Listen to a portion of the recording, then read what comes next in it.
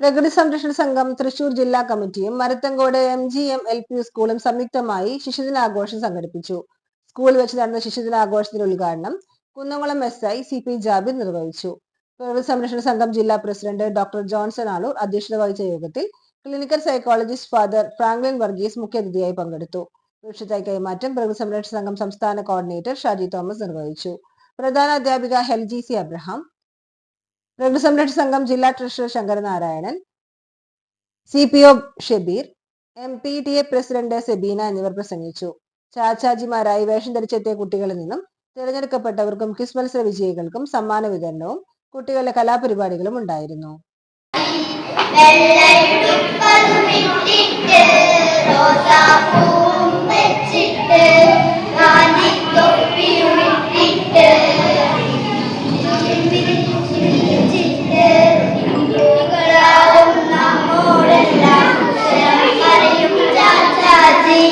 നമ്മൾ